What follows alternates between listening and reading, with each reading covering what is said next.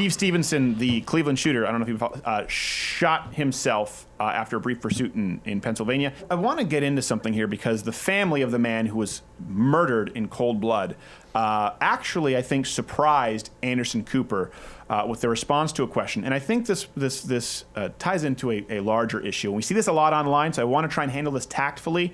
I don't want to alienate people. I don't expect you to agree with everything that I'm saying or everything that they're saying. But this divide right now between new atheism and traditional Christianity, I think this is illuminating. The thing that I would take away the most from my father is he taught us about God, how to fear God, how to love God, and how to forgive. Yes. And each one of us forgive the killer, the murderer. You do. We want to wrap our arms around him. We absolutely do. We don't. I honestly can say right now that I hold no animosity in my heart against this man, because I know that he's a sick individual. I know that, you know, because of his sickness, whatever evil overtook him that caused him to do this to my dad, is not him. It wouldn't be something he would typically do. And I promise you, I could not do that if I did not know God. If I didn't know him as my God and my Savior, I could not forgive that man. Wow. Powerful words from a family, whether you agree with him or not. I know some people are going to, well, listen, there's no more justice. The man shot himself in the head. And don't confuse what I'm about to say with being an advocacy for mercy in place of justice. That's certainly not it. But, you know, we see this a lot. We've had Dinesh D'Souza on, and we've had Sargana. We've had pretty brilliant Christian apologist theologians on, and we've had pretty well-known atheists on. I think this is pretty important to see, because there's this idea, first off, that religions are the cause of all wars, right? You hear that a lot. Let's do away with that. That's not even close to true. Of the 1,763 wars waged over the course of human history that we can measure, only 123 have been classified as being fought over a religious cause. Let's look at some of the modern wars in case people don't believe me. The American Revolution, the French Revolution, the American Civil War, World War I, the Russian expansion of communism, World War II, North Korea, Vietnam. None of these were religious wars. Now, people who fought them were some people who were leaders in those wars were deeply ideological. Well, of course, you see it with people like Stalin, who was deeply atheistly ideological. It was an ideology. Atheism there was an ism. You may not like to hear it, but his atheism really was borderline religious in his practice, and certainly in his imperialist attempt to expand it. So it's important to note that you can't remove the faith from the individual, but you can't also say because these individuals were religious that the wars were fought over religion. They can be fought over territory, they can be fought over resources. That's important to note. Our foundational principles, certainly in Western culture, come from Christianity. Mm-hmm. Milo talked about that. Dinesh D'Souza, I mean, you obviously look at people like C.S. Lewis, or you go back to Chesterton. These people talked about how if it's all situational ethics, if there is no foundation, that there is moral decay. You know, I've heard compelling arguments on both sides of that. Dinesh D'Souza, for example, argues that if you look at the totality of human history, basically all technological innovation in history that we know today bloomed after the spread of Christendom. And there's a counter-argument there to be made that, well, that's also during the great empire of China. Anyways, very interesting. And very interesting, by the way, the ideologies, if you look at people who were on these sides of the war, for example, deeply Christian, look at the way the Americans treated prisoners of war compared to the Japanese or compared to the Russians. This idea I want to tackle a little bit. Atheists say, if you need a book, societies don't need religion to dictate morality. If you need a book to tell you to not kill someone from some spaghetti monster in the sky, you're crazy. You're a bad person. Okay, you know what? Let's take that. Maybe do not kill is an international language of morality.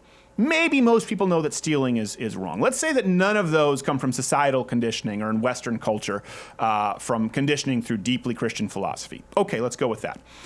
But the idea here, the moral idea of forgiving your enemies, of showing love to your enemies, that is not something that people hold to be intrinsically moral. That is not something that a society could possibly embrace if it weren't a Christian society.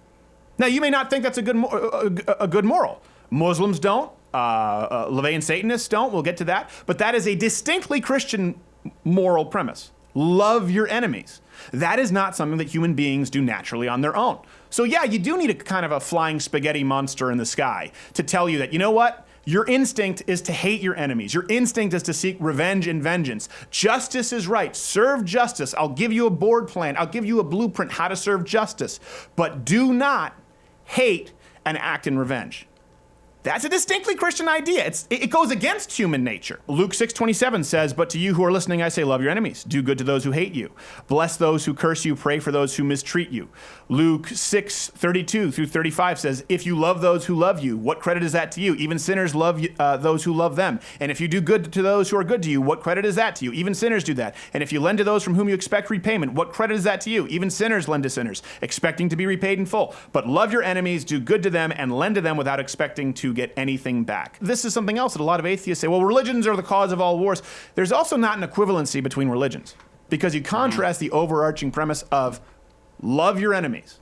All right, justice is mine, but love your enemies. Treat them well. As you see this family, that is an incredibly powerful. The reason that's news, the reason people are talking about it, is because it goes against every single instinct that we have as human beings. And I don't necessarily think that's wrong. You see someone shoot your father, you see someone kill your family, it's natural to want to take the issue into your own hands. And I don't necessarily think that it's immoral for that man to be punished severely.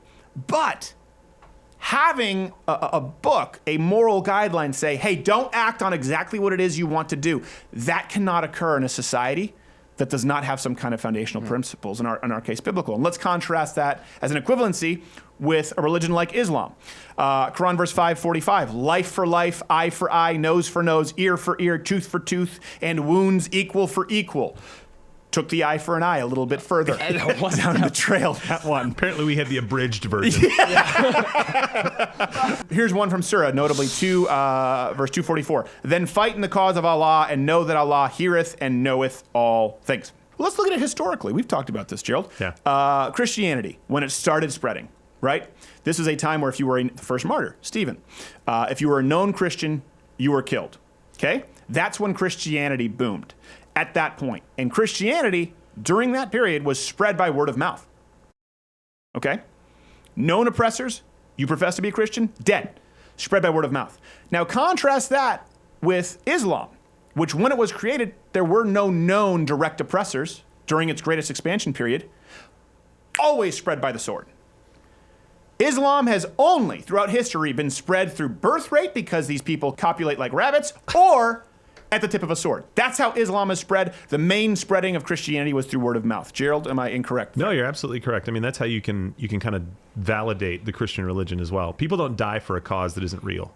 Right. And so you can kind of look the at early martyrs who had actually known Christ. Yeah, exactly. Right. And then kind of going through the system there. But you're right. It's always through conquest and through just having kids into the faith. Right. That's the only way it grows. The rules in Islam, Gerald knows, is convert.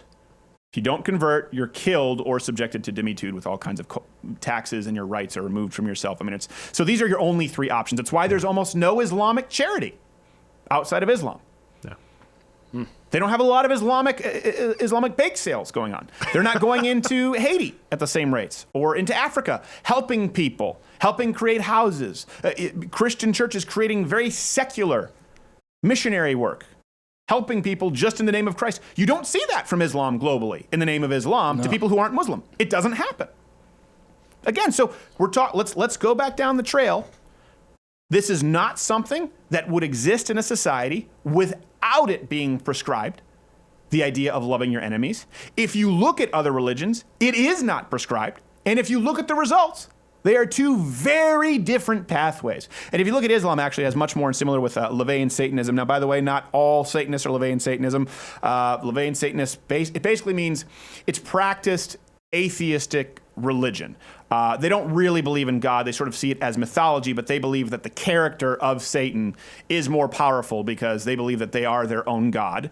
And so the idea of Satan rebelling against God is sort of seen as a parable for LaVeyan Satanists, and they actually like the guy who rebelled against God. Satan represents vengeance instead of turning the other cheek. Satan represents kindness to those who deserve it, not love wasted on ingrates. And that's actually pretty common throughout the history of the world.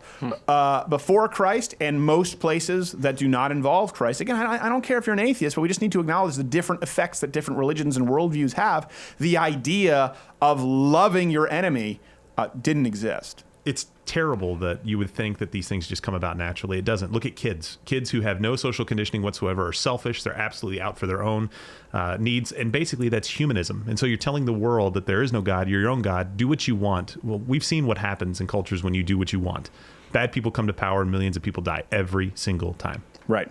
Yeah, and of course, obviously, some people will argue, let's preempt this, that some people have used the mantle of Christianity to manipulate and become bad people in power and kill lots of people. That has happened. Yeah, absolutely. But again, if you go back to the founder of the feast, let's go back to Christ, contrast that with Muhammad, contrast that with the ancient Egyptian religions, contrast that with Levian Satanism. It's not the same. And that's why these kinds of reports are powerful. Why is it news? Because you go, oh my gosh, would I want to hug someone who murdered my father? You know what? It's incredibly difficult to do. And that's the concept through Christianity of dying to flesh.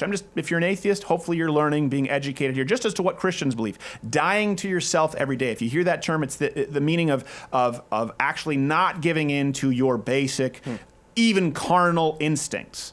And you see that here, and that is not something that you will find in any society just through happenstance. Hey, if you like this clip, it's taken from the full daily show available exclusively at louderwithcrowder.com/mugclub. That's for Mug Club members because we can't be dependent here on the Google, YouTube overlords.